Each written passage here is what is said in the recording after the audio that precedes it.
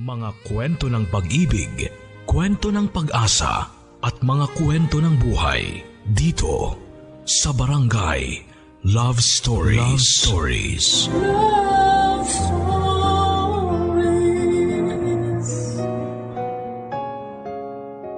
Sa pakikipagrelasyon na nagsimula sa mali, kailanman ay hindi magiging tama. Mga kabarangay, isa na namang kwento ng buhay, pag-ibig at pag-asa. Ang hatid namin sa inyo, ako si Papa Dudut, ang inyong kakwentuhan, dito sa Barangay Love Stories. Dear Papa Dudut, isang magandang araw po sa inyo at sa lahat ng mga nakikinig ng programang ito. Isa po ako sa mga libu-libong sumusubaybay sa inyong programa tuwing linggo at aaminin kong marami akong natututunan sa aking buhay. Sana po ay mapahintulutan po ninyong mabasa naman ang aking kwento. Ako po si Maxine at ito ang kwento ng aking buhay at pag-ibig.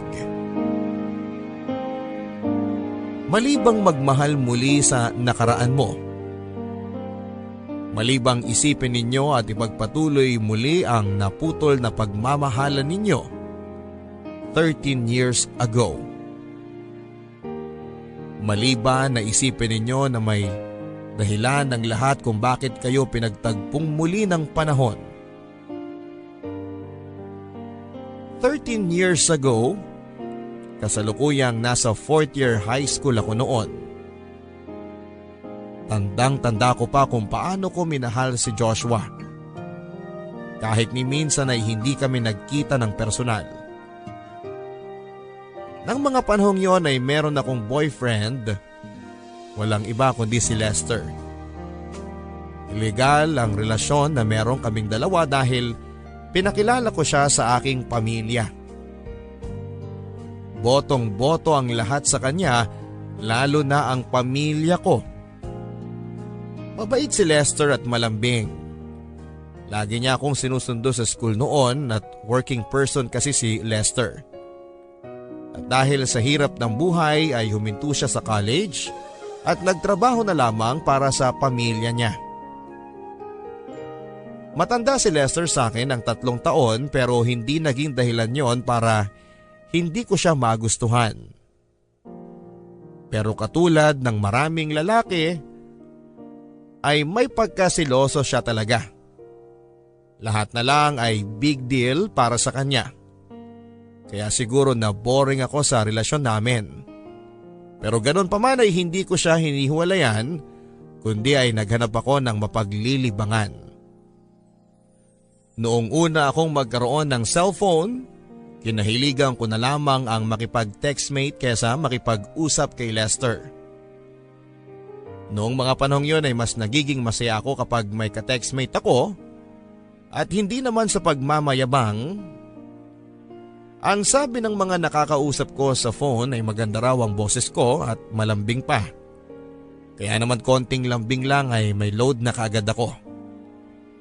Hindi pa kasi uso noon ang only call at text kaya pag may ka-text ka, dapat ay habaan mo na kasi sayang ang bawat pisong load mo. Marami na rin ako mga na-meet sa mga textmate ko pero pagkatapos noon ay hindi ko na sila tinetext kasi it's for fun lamang naman ng mga time na yon. Hanggang sa maubusan na ako ng kausap sa text kaya naisipan ko na tanungin ang kaibigan ko na si Jane. Jane, bigyan mo naman ako ng ka-textmate. Naboboring na kasi ako at wala naman ako makakausap. Textmate ba? Sige, maghahanap lang ako sa phone ko kung meron akong makikita. Si Jane ay kababata ko noon at tapat lang ng bahay namin ang bahay nila. Galing silang probinsya at bumalik sa lugar namin noong summer ay lagi na kaming magkasama. Eto, may ibibigay ako sa iyo, pangalan niya ay Joshua. Kaibigan ko siya sa probinsya at classmate ko na rin siya noon. Sana mag-reply siya sa iyo. ang sabi niya. Okay, sige, bigay mo sa akin ang number niya na agad naman niyang binigay. Hi, can you be my textmate? NASL please. Yan ang text ko sa kanya na ang ibig sabihin ay name, age, sex and location. Pero pagkatapos ng buong araw ay hindi naman siya nag-reply sa akin. Kaya naman inisip ko na baka hindi siya mahilig sa pakikipag-textmate. Jane, yung binigay mo naman na ka-textmate sa akin hindi naman nagre-reply kahit na isang beses. Reklamo ko. Talaga? Baka naman walang load. Ang sabi niya at tama nga si Jane dahil makalipas ang ilang araw ay sinubukan ko ulit siyang i-text noon. Hi, pwede bang makipag-textmate sa'yo? NASL please, ang sabi ko. Hi, who you po? Ang reply niya sa akin at sa totoo lang po ay nakaramdam ako ng tuwa nang biglang nag-reply siya sa akin. Ako nga pala si Maxine, kaibigan ni Jane. Hiningi ko yung number mo sa kanya. Noong nakaraan pa kita tinext kaso ay hindi ka nag-reply. NASL please. Sorry ha, wala kasi akong load. Ako nga pala si Joshua, 16 years old at taga Quezon. Ikaw? Ako si Maxine, 17 years old. Mas matanda pala ako sa'yo ng 1 taon no? Ang sabi ko naman sa kanya. Age doesn't matter naman Aniya. Simula noon ay lagi na kaming nag-uusap ni Joshua sa text. Umaga, tanghali at gabi galing ng school at bago matulog. Naging daily routine na namin yon ni Joshua. Halos hindi na nga kami nauubusan ng kwento sa isa't isa at dahil doon ay nawalan na ako ng interes sa boyfriend kong si Lester. Lagi kami nag-aaway dahil wala na akong oras sa kanya at hindi na rin ako nagpapasundo pa sa kanya. Mas gusto ko pa na umuwi ng bahay at i-text na lamang si Joshua kesa makasama ang boyfriend ko. Nang mga panahon na yon ay wala akong bukang bibig sa mga kaibigan ko kundi si Joshua. Nagugulat na lamang ako at dinadalaw ako ni Lester sa bahay nang hindi ko alam o walang abiso kaya napagsisimula namin yon ng away. Kay Joshua natuon lahat ng atensyon ko. Ramdam ko na gusto ko siya papadudot. Isang araw ay nagtanong siya sa akin. Maxine? Alam ko na personal to pero pwede ba akong magtanong sa'yo? Okay, sige. Ano ba yun, Joshua? May boyfriend ka na ba? Tanong niya sa akin at sa totoo lang ay hindi ko siya sinagot kaagad sa tanong niya sa akin. Dahil ang totoo ay hindi ko alam kung ano nga bang isasagot ko sa kanya. Maxine, bakit hindi ka na nag-reply? May mali ba ako na itanong? Text niya sa akin. Naku sorry ha, may ginawa lang ako no. Wala akong boyfriend at single ako. Yon ang reply ko naman kay Joshua. Sa totoo lang ay nag-guilty ako ng konti dahil tinanggi ko si Lester pero ayoko namang mawala sa akin si Joshua. Hindi rin naman komplikado ang sitwasyon dahil textmate lang si Joshua at napakalayo niya para mahuli pa ako ni Lester. Maxine, pwede ba akong manligaw sa'yo? Nang sinabi niya sa akin yon ay aaminin kong natuwa ako at hindi ko may paliwanag yung nararamdaman ko para sa kanya. Sige, manligaw ka pero ligaw pa lang ha? Hindi pa kita sasagutin? Oo, manliligaw ako at handa akong maghintay sa'yo. Simula nga noon papadudot ay nanligaw na sa akin si Joshua. Pinaramdam niya na mahal niya ako ng sobra-sobra. Sa kabila ng pag-ibig na inalay ni Joshua ay hindi ko pa rin binitawan ng boyfriend ko dahil para sa akin ay siya ang realidad at si Joshua ay hindi. Pero habang lumilipas sa mga araw at buwan ay mas lalo kong minamahal si Joshua. Lagi kami nagte-text at nagtatawagan hanggang sa sinagot ko na nga siya. Joshua, oo na. Ha? Sabi ko, oo na. Talaga? Tayo na? I love you, Maxine. Ang sabi niya at simula nga noon ay kami na ni Joshua. Hindi ko na iniisip kung paano ko sila pagsasabayin basta alam kong mahal ko si Joshua. Babe, text niya sa akin. Bakit babe? Reply ko naman sa kanya. May sasabihin ako sa'yo.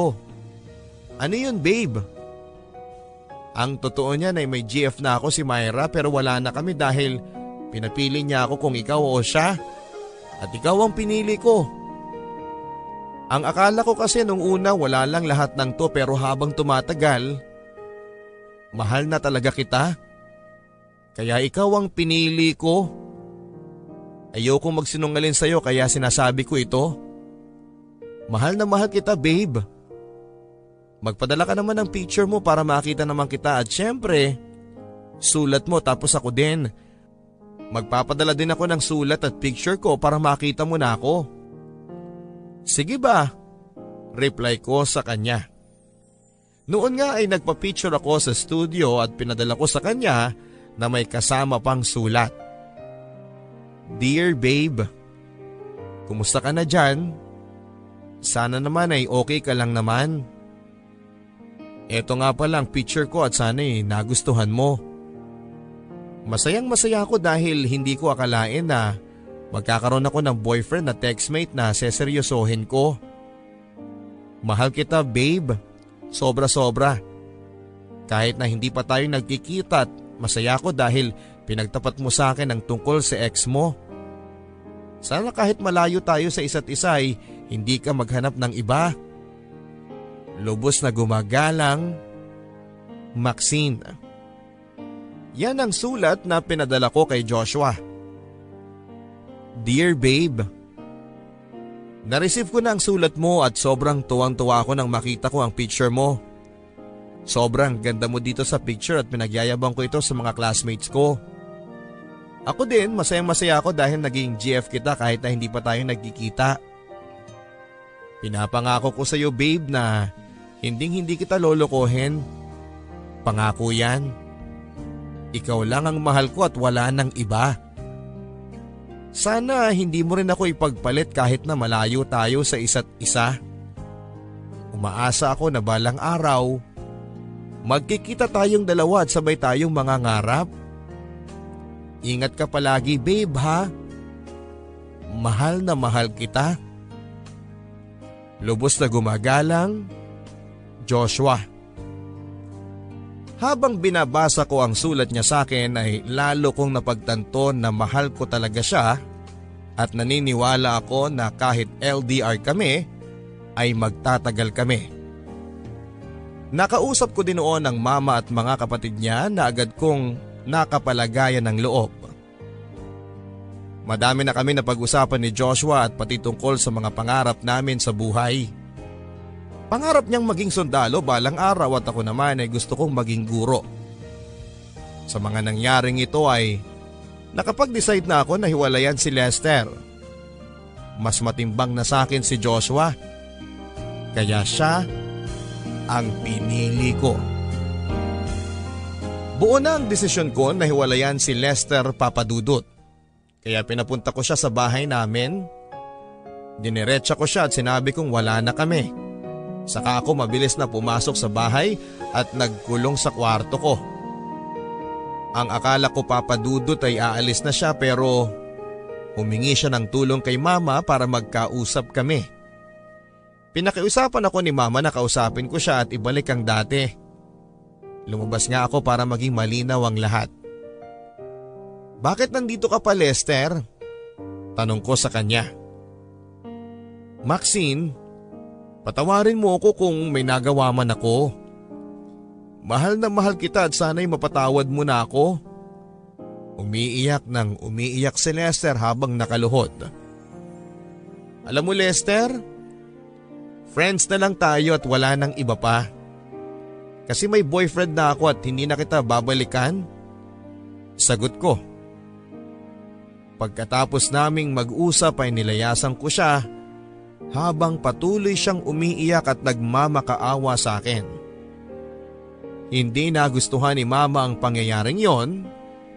Nagalit siya sa akin dahil sa ipinakita ko kay Lester. Lahat ng mga masasakit na salita ay tinanggap ko kay Mama pero ayos lang para kay Joshua. Simula nga noon ay pinanindigan ko na hindi na kami magkakabalikan pa ni Lester. Pero patuloy pa rin siyang sumusuyo sa akin. Lumipas ang ilang buwan at patapos na ako ng high school at ongoing pa rin ang LDR namin ni Joshua. Hanggang tumungtong na ako ng kolehiyo at still ay wala pa rin nagbago sa amin ni Joshua. Madalas pa rin kaming magka-text at call. Pero sabi nga nila, kapag nagtatagal ang LDR ay nagkakasawaan na. Dumating ang araw na halos hindi na kami masyadong nag-uusap at nagtatawagan ni Joshua. Puro simpleng text lamang, kumustahan, hanggang sa wala na. Nanlamig na kami sa isa't isa. Si Lester naman ay patuloy pa rin sa panunuyo. Umaasang magkakabalikan pa kami. Natatakbuhan ko pa rin siya lalo na sa pinansyal. Kahit kakarampot lang ang sinasahod niya ay nabibigyan naman niya ako. Dahil doon ay napilitan akong tanggaping muli si Lester upang matustusan ang pag-aaral ko. Alam kong mali dahil ginawa kong bigasan si Lester, pero gusto kong makapag-aral. Hanggang sa lumamlam na ang relasyon namin ni Joshua. Hindi na solid katulad ng dati. Wala nang tawagan at limitado na lamang ang text namin. Hanggang sa hindi na siya nagte-text at nasasaktan na ako sa mga pangyayaring yon. Pati si Lester na walang ginawa kundi ang mahalin ako ay nadamay. In-explain ko kay Mama na ayaw ko na talaga sa kanya at naintindihan naman ni Mama.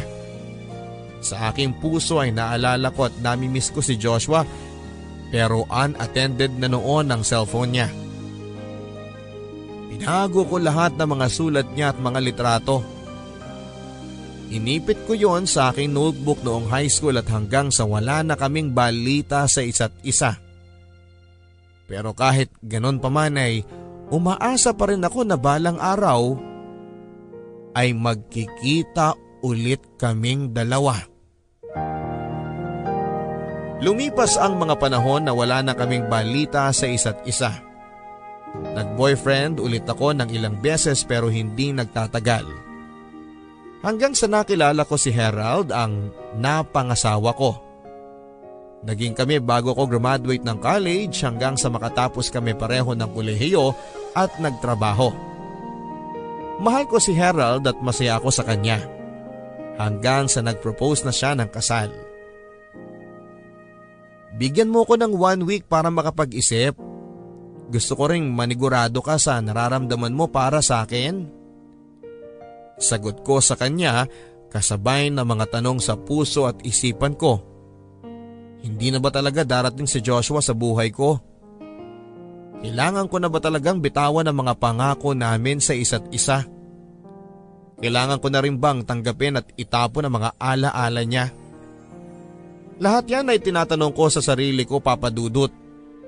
Wala akong hahanapin pa kay Harold at sigurado na akong mahal niya ako. Kaya naman tinapon ko na ang pag-asang muli ay magtatagpo kami ni Joshua. After a week ay umuon na rin ako kay Harold at namanhika na rin siya sa bahay. Bago ang kasal namin ni Harold ay tinapon ko na lahat ng meron sa amin ni Joshua. Sulat, litrato at pag-asa. Nag-focus ako sa asawa ko at naging masaya kaming dalawa. Sobrang bait ni Harold, Papa Dudut, at lahat ng katangian ay nasa kanya na. Pero sa paglipas ng 5 taon naming pagsasama ay nagkasakit siya ng malala na agaran niyang kinamatay. Naiwan ako mag-isa at ang masaklap ay hindi kami nagkaanak. Sobrang gumuho ang mundo ko. Araw-araw ay umiiyak ako.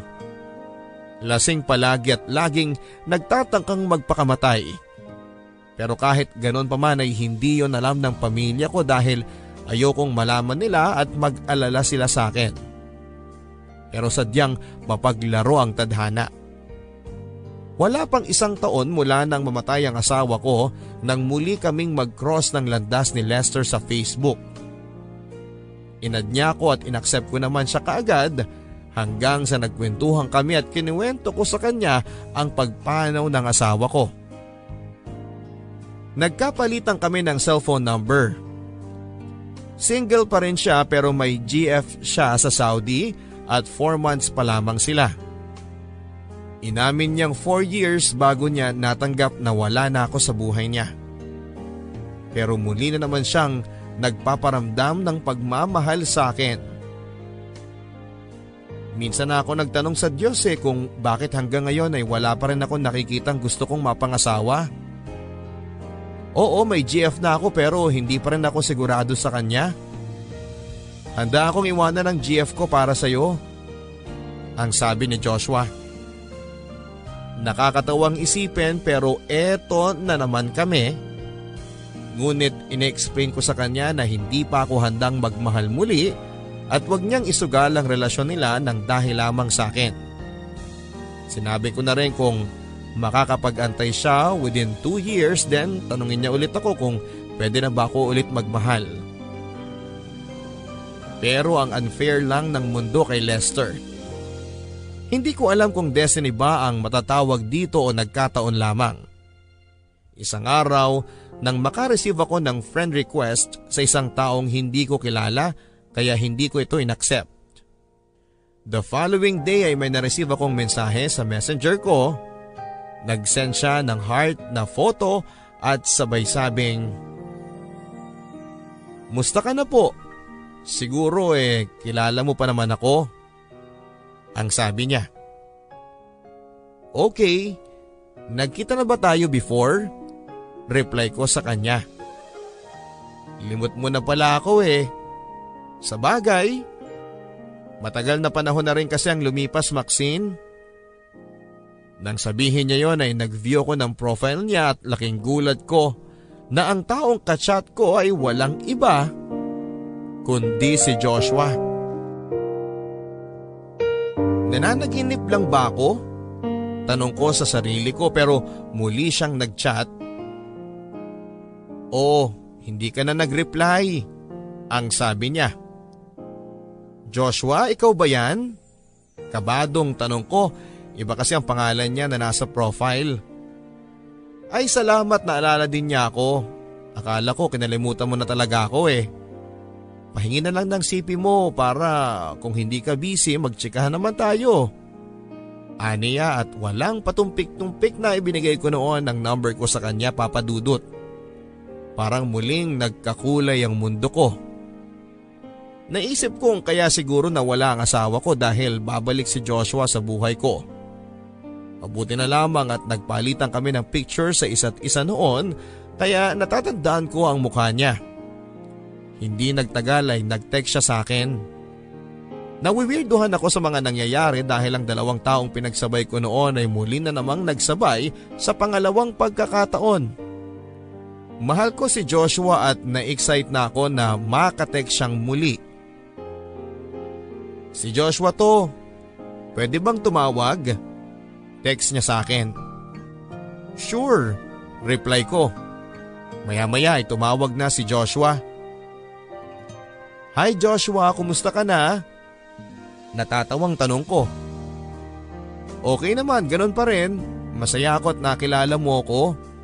Tugon niya sa akin.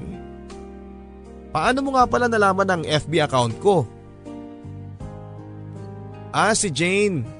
Umuwi sila sa amin noon kasama ng asawa niya. Wala kaming ibang napagkwentuhan kaya bigla kanyang naalalang ikwento sa akin." "Anong sabi niya sa'yo?" Tanong ko sa kanya. Tinatanong niya kung kilala pa kita. Sino ba namang hindi makakakilala sa'yo? Nagulat ako nang malaman kong wala na ang asawa mo kaya hinanap kita sa Facebook para magkausap man lang tayo. At saka magkumustahan. Sa mga narinig kong yon ay hindi mapagkakailang masayang masaya ako at kilig na kilig sa pag-uusap naming dalawa. Anong work mo ngayon? Tanong ko sa kanya. Natupad ko na ang gusto kong maging. Sundalo ka na, Joshua? Tanong ko sa kanya. Oo, sundalo na ako, Maxine. Ikaw, teacher ka na ba? Oo, natupad ko na rin ang pangarap ko. Sagot ko. Mabuti naman at pareho tayo. Aniya. Kumusta ang buhay mo? May asawa ka na ba? Tanong ko sa kanya. Oo, may asawa na ako at anak. Nang marinig ko mula sa kanya ang lahat ng yon ay tuluyan ng naputol ang pag-asang kami ang tinadhana para sa isa't isa. Aaminin kong nakaramdam ako ng kirot sa puso ko, Papa Dudut. Lampas isang dekada ang nakalipas at masyadong matagal ang panahon na yon para isiping single pa rin siya. Lahat ng excitement at pag-asa ay nawalang parang bula nang sabihin niyang mga salitang yon. Kaya ninais ko na lamang na dumistansya at isipin na lamang na tapos na talaga ang sa aming dalawa. Papa Dudut, tinuring ko na lamang na magkaibigan kaming dalawa ni Joshua at parte na lamang siya ng nakaraan. Pinili ko na maging magkaibigan na lamang kami ni Joshua dahil alam ko na ang sitwasyon niya. Pero lagi kaming nagte-text at nagtatawagan at dahil high-tech na tayo, nakakapag-video call na rin kami sa isa't isa. Iyon ang unang pagkakataon na makita namin ang isa't isa kahit na hindi sa personal. Pero habang ginagawa ko yon ay lalo lang ulit bumalik ang nararamdaman ko sa kanya. Ang weirdo kong iisipin kasi 8 buwan pa lamang nang mamatay ang asawa ko at eto ako ngayon nagkakagusto sa taong pagmamay-ari na ng iba. Sa taong ni minsan ay hindi ko pa nakita ng personal. Hanggang sa isang araw ay naging seryoso ang usapan naming dalawa. Maxine, pwede bang tumawag? May itatanong sana ako sa iyo. Ramdam ko sa boses niya kung ano ang sasabihin niya ngunit nagtanong pa rin ako sa pag-aakalang mali lang ang iniisip ko. Ano yun? Tanong ko sa kanya. Maya-maya ay tumawag na siya. Mahal kita, Maxine. Mahirap mang paniwalaan pero totoong mahal kita. Nang nalaman kong namatay na ang asawa mo, huwag kang magagalit sa akin pero nakaramdam ako ng tuwa dahil pakiramdam ko may pangalawa pang pagkakataon para sa atin. Sana wag mong isipin na may pamilya na ako dahil hindi ko ginusto na magkita tayo sa ganitong paraan. Ang sabi niya. Tigilan mo nga yan, Joshua, may asawa ka na at anak. Dapat sila na ang iniintindi mo at hindi ako. Tapos na yung sa atin. Tapos na ang chapter ng buhay natin. Tanggapin na lang natin na hindi pala tayo para sa isa't isa. Maaring pinagtagpo tayo ngayon pero hindi pinag-isa. Pagkatapos kong sabihin ang mga salitang yon ay pumatak ang mga luha ko at nakaramdam ako ng sakit.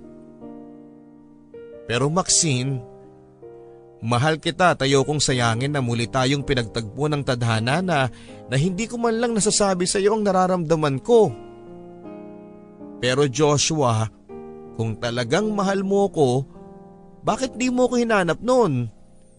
Yung panahon na wala ka pang asawa. At bakit kung kailan may asawa ka na at nalaman mo lang na namatay ang asawa ko saka ka lang bumalik? Gagawin mo ba akong kabit? Yun ba ang tingin mo sa akin? Kabit? Max, makinig kang mabuti sa akin. Sa ating dalawa, mas nauna kang mag-asawa, nauna kang ikasal. Hinanap kita pero huli na. Nalaman ko na ikakasal ka na at mag-aasawa ka na. Siyempre ayoko namang sirain ang buhay mo dahil may asawa ka na. Kaya sabi ko sa sarili ko hanggang dito na lang talaga siguro tayo. Sa tingin mo ba ay hindi ako umasa? Umaasa ako. Hindi mo lang alam. Pero ngayon na muli tayong pinagtagpo, hindi natin kasalanan kung mamahalin natin ang isa't isa dahil alam mo kung ano magiging kasalanan natin? Na kapag pinalampas natin ang pagkakataon na ibinigay sa atin ng Diyos. Sa lahat ng sinabi sa akin ni Joshua, para akong namulat sa isang bagay na kinakatakutan ko. Ang lumabas ang totoong nararamdaman ko. Joshua, bigyan mo ko ng panahon para makapag-isip. Ayoko magpadalos-dalos. Iba na ako ngayon. May mga masasagasaan na tayo. Sagot ko. Umayo naman siya sa akin, Papa Dudut, pero makalipas ang 2 araw ay muli na naman niya akong tinanong sa text. Hi Maxine, kumusta ka na? At kumusta na rin ang puso ko sa'yo? Ang sabi niya. Okay naman ako Joshua. Yon ang reply ko sa kanya at maya-maya ay nagring ang cellphone ko. Si Joshua ang tumatawag. Hello? Paunang bati ko. Maxine, napag-isip-isip mo na ba? Mahal na mahal kita, Max. Noon nga'y hindi na ako nakatanggi, Papa Dudut. Oo, ilang taon na ang lumipas pero nasa puso ko pa rin si Joshua. Oo, Joshua. Mahal na mahal pa rin kita. Sagot ko. Maxine, totoo ba to? GF na ba ulit kita? Sobrang saya ko. Pangako ko sa iyo, Max.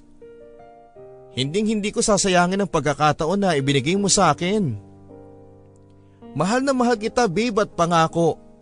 Gagawin ko ang lahat para hindi ka mawala sa akin. Salamat at tinanggap mo uli ako. Ang sabi niya. Hindi ko alam, Joshua, kung tama bang ginawa ko pero pinakinggan ko lang ang puso ko.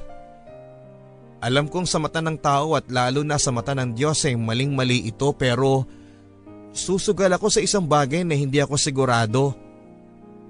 Gaya ng sabi mo, ayoko ring sayangin ang pagkakataong ito na bumalik kang muli sa buhay ko. Sagot ko. Papa Dudut, ganun pala talaga kapag nagmamahal ka. Nabubulag ka sa katotohanan at naitatama mo ang isang mali. Oo, tama. Tinanggap ko na maging kabit dahil mahal ko siya. Pero simula nang naging kami ay nakaramdam ako ng pagmamahal ni Joshua sa akin. Gabi-gabi niya akong tinatawagan para makipagkwentuhan kahit pagod at antok na siya. Dahil sigurado na ako kay Joshua, sa pangalawang pagkakataon, kinausap ko si Lester na wala na talagang pag-asa sa aming dalawa. At sa pangalawang pagkakataon ay nasaktan kong muli si Lester. Dahil pinili ko na naman si Joshua katulad ng dati. Bakit ganon, Maxine? Nung akong lumalapit sa iyo sabi mo hindi ka pa ready dahil kamamatay lang ng asawa mo at pinaghintay mo ko ng 2 taon. Pero bakit nang siya ang dumating, ilang araw at linggo lang kayo na kaagad? Ganon mo ba talaga siya kamahal kahit alam mong may pamilya na siya? Puno ng hinanakit na sabi niya sa akin. Oo, Lester. Hindi ko alam kung bakit nangyayari to pero ang alam ko ay mahal ko siya at wala nang iba. Sorry kung sa pangalawang pagkakataon ay nasaktan kita pero hindi ko sinasadya Sana tanggapin mo na lang na hanggang magkaibigan lang talaga tayo. Sagot ko at simula nga noon ay hindi na kami masyadong nag-uusap pa ni Lester. Pinili ko si Joshua, Papa Dudut, at pinanindigan ko yon.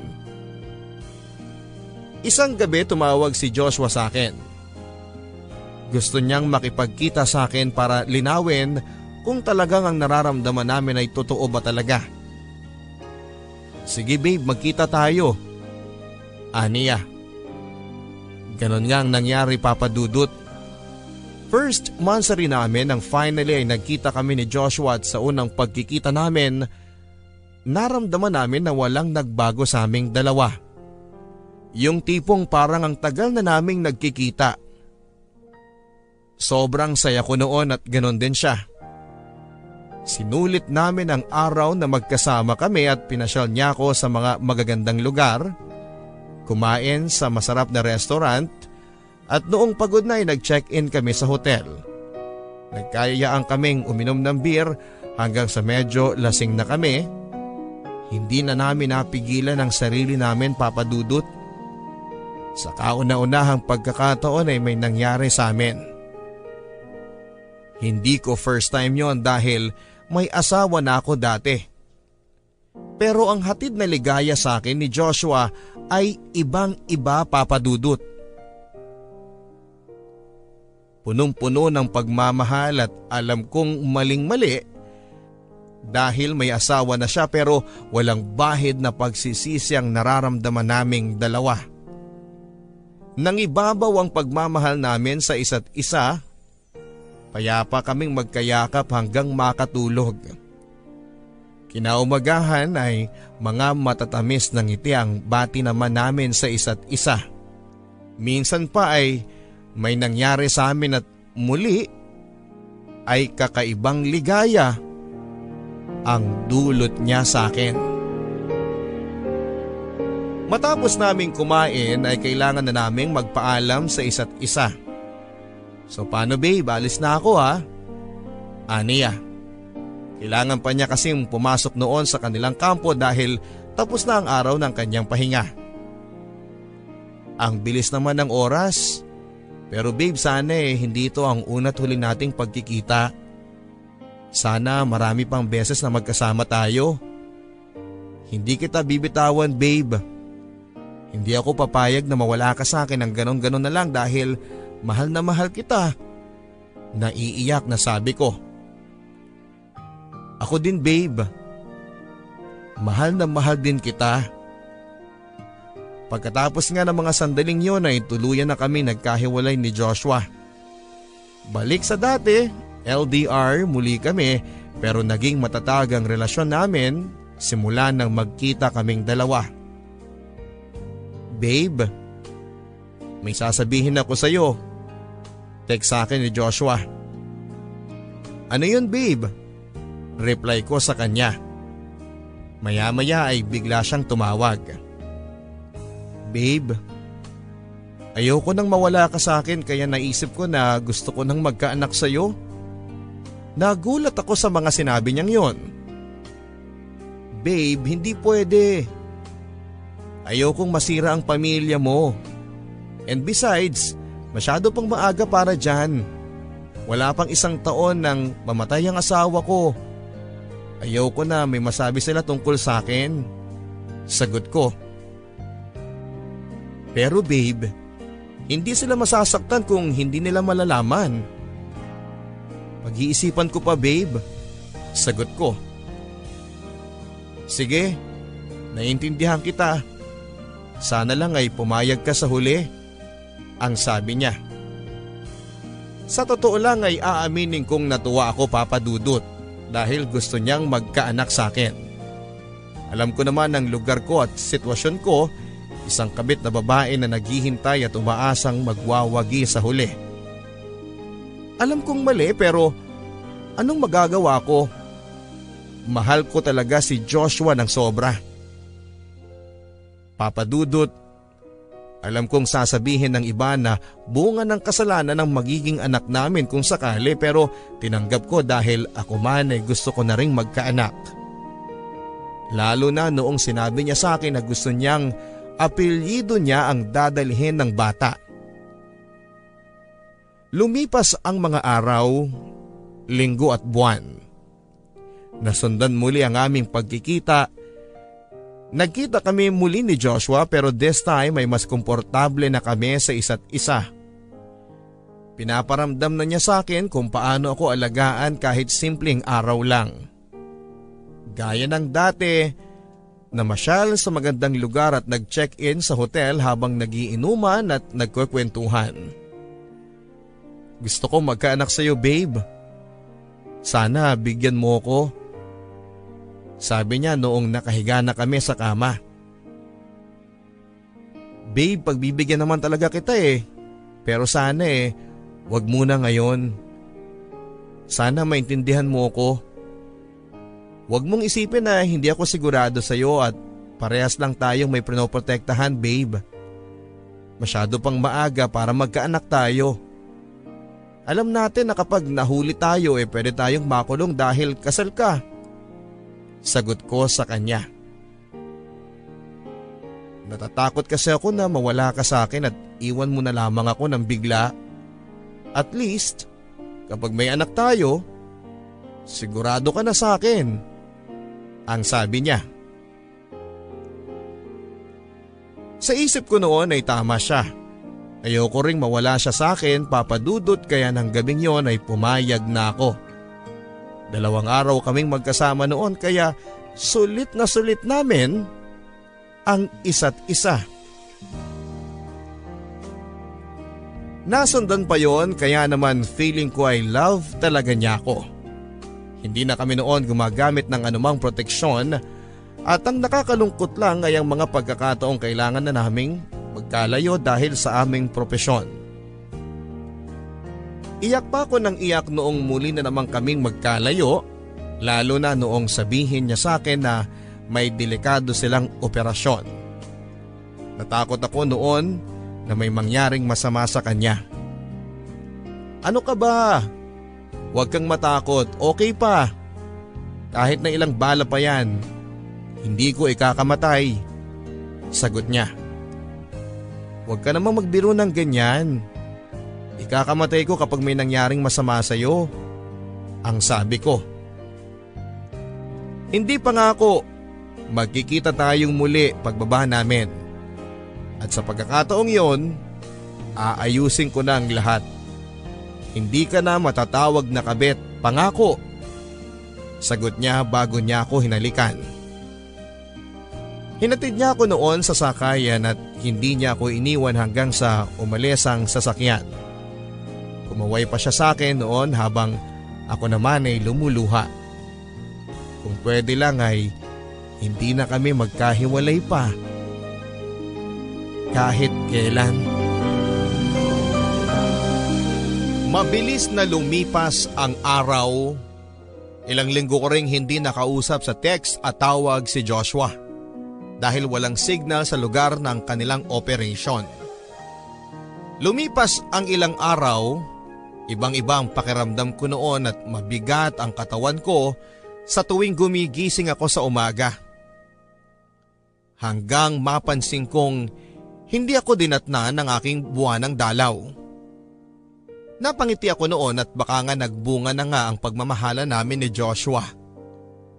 Para makasigurado ay bumili ako ng pregnancy test kit at totoo nga ang hinala ko, Papa Dudut. Buntis ako at walang pagsidla noon ang kaligayahang nararamdaman ko. Gusto kong magbalita noon kay Joshua pero ayoko makaistorbo sa kanyang trabaho lalo na at may importante silang operasyon. Pero tila dinidinig ng Diyos ang tibok ng puso ko. Nagring noon ang cellphone ko at pangalan ni Joshua ang nasa call register at excited akong sumagot noon ang tawag niya. Hello babe? Nakangiting sagot ko. Hello? Sagot ng nasa kabilang linya. Napakunot noo pa ako noon dahil hindi boses ni Joshua ang sumagot, Papa Dudut. Sino to? Nasaan si Joshua? Takang tanong ko sa kanya. Ikaw ba si Maxine? Ako ang buddy ni Joshua. Lagi kanyang kinikwento sa akin. Aniya. Ganun ba? Nasaan ba siya? Tanong ko. Pababa na kami ng bundok? Sorry Maxine pero si Joshua? Isa siya sa mga fatalities? Sagot niya sa akin. Anong ibig mong sabihin? Hindi yan pwede. Hindi maaari. Sagot ko sa kanya. Sorry ma'am pero wala na siya. Aniya. Hindi! Hindi! Ang sabi niya magkikita pa kami. Magkakaanak na kami. Hindi siya pwedeng mamatay. Sagot ko habang humahagulhol. Hindi ko kaagad natanggap ang masamang balitang yon, Papa Dudut. Hanggang pati sa radyo at telebisyon ay balitang-balita ng pagkamatay ng ilang sundalo sa isang operasyon. At kasali ang pangalan ni Joshua doon. Hindi ko alam kung paano ko tatanggapin yon. Gusto kong kitlin na lamang noon ang buhay ko kung wala lang buhay sa sinapupunan ko.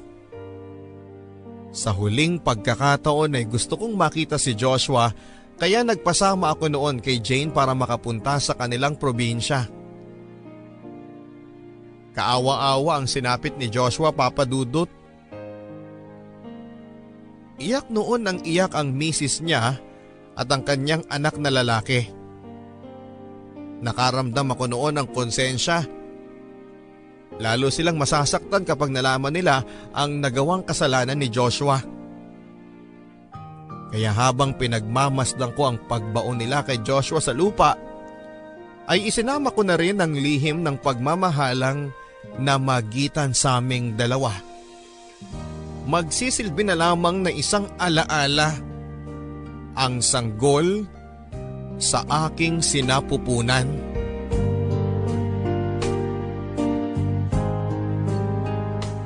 Walang kakulay-kulay ang buhay ko ng mga sumunod na araw. Mabuti na lamang at summer noon, Papa Dudut. Kaya naman nagkaroon ako ng pagkakataon na mapag-isa. Hindi ako noon lumalabas ng aming bahay. Mas gusto kong pinagmamasdan ang larawan namin ni Joshua sa aking cellphone. At pagkatapos ng summer break ay gulat ang mga co-teachers ko dahil sa umbok ng aking tiyan. Hindi ko noon may kailan na buntis na ako, lalo na at slim ako, Papa Dudut. May mga tanong sa kanilang mata kung sino ang ama ng pinagbubuntis ko dahil wala naman akong asawa. Sa tingin ko ay wala akong kailangang ipaliwanag sa kanila noon. Tikom ang aking bibig at mabuti na lamang at walang naglakas ng loob sa kanilang usisain ako. Sina Mama ang sobrang nagalit sa akin.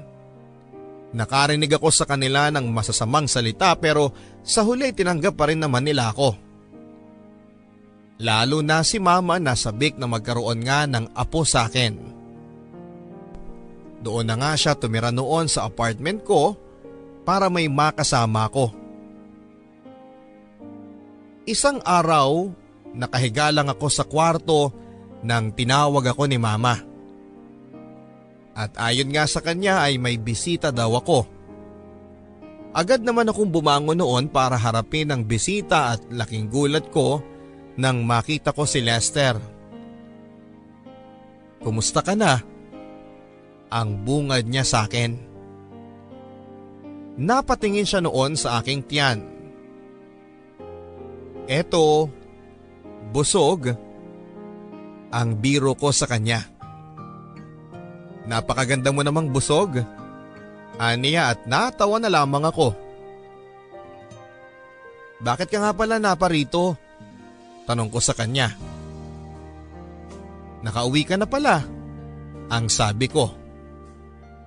Oo, last week lang. At hinahanap talaga kita? Ang sabi niya. Kanino mo naman nalaman ang tirahan ko? Tanong ko. Noon ay narinig kong tumikhim si Mama.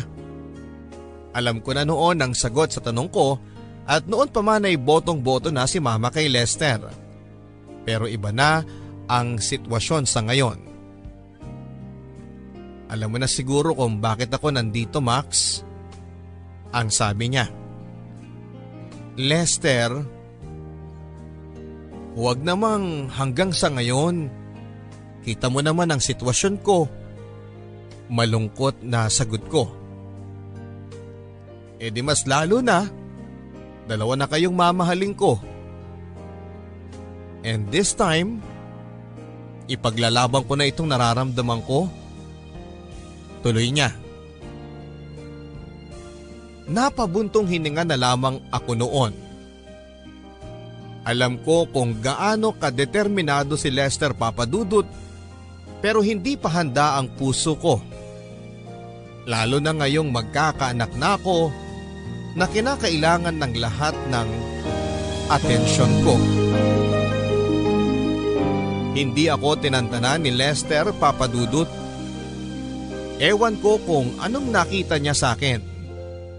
Ang dami ko ng kasalanan sa kanya at ilang beses ko na siyang pinagtabuyan. Pero paulit-ulit pa rin siyang bumabalik. Pati sa school ay pinupuntahan niya ako at inakala tuloy ng lahat na siya ang ama ng pinagbubuntis ko. Hinayaan ko sila sa ganoong isipin hanggang sa mga anak na ako.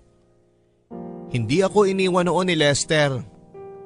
Kung makikita mo kung gaano siya mag-alala sa amin ng anak ko, ay akalain mo talagang siya ang ama, Papadudut. Les, hindi ka ba napapagod sa akin? Tanong ko minsan nang mag-solo kami. Araw yun ng linggo at nasa palengke si Mama at tulog naman ang baby ko. Max, kahit kailan hindi napapagod ang pusong nagmamahal. Mahal kita at kahit na ano at sino ka pa, mamahalin pa rin kita. Salamat, Les ha. Hayaan mo. Hindi ko isasara ang puso ko sa iyo. Alam ko na darating ang bukas na matututunan kitang mahalin. Sagot ko at maluwang ang pagkakangiti noon ni Lester Papadudut. Gusto niya akong yakapin noon pero pinigilan ko siya. Sana nga, Max, hindi na ako makapaghintay na dumating ang araw na yon. Ang sabi niya. Lumipas ang ilang araw at buwan.